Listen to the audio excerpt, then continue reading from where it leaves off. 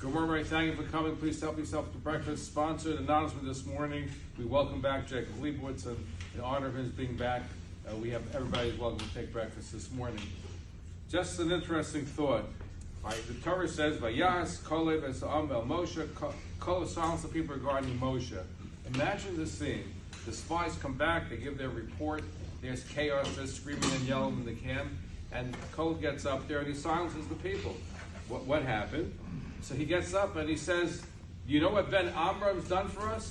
So the people thought that he was on their side, because when you like somebody, you call them by the first name. When you call them by the last name, hey, hey Goldstein, what are you doing? You're not as affectionate. You say, hey Moshe, what are you doing?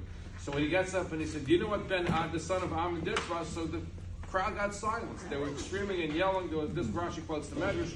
They were in a state of anger, and all of a sudden he quiets the crowd and he says, "Well, you know what the son of Amram has done to us?" And then he says he took us out of Egypt, and he gave us the man, and he gave us the slav, and all the good stuff. And then all of a sudden what happens next? The people were quieted because they thought he was going to attack Moshe.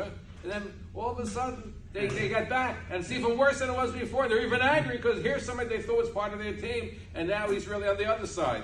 So why was it worth it for how long did it take? A minute, 2 minutes, they quieted the crowd, and then they're back even angry. What did he gain by doing it?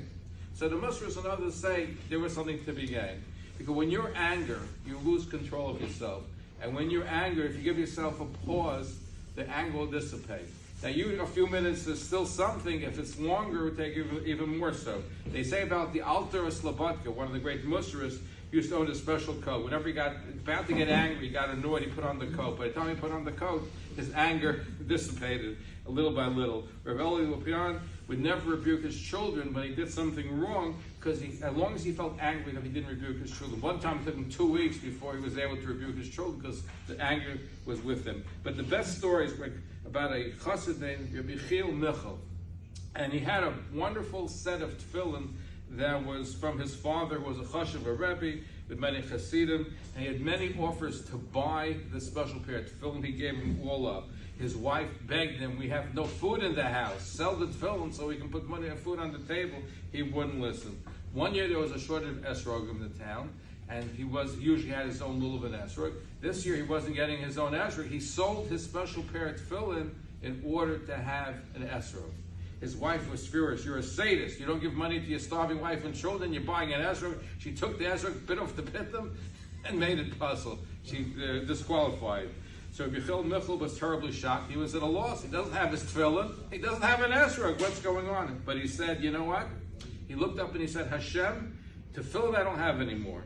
I don't even have an esrog, but I'm sure going to keep the holiness of my neshama and not contaminate it by getting anger." That night, his Holy Father came to him in a dream and told him that the moment he said those words, it made an amazing impression in heaven. That's how anger is. And I conclude, they list the 39 malachas. We know the 39 malachas you're not supposed to do in Shabbos. Which malacha does the Torah say and list? Don't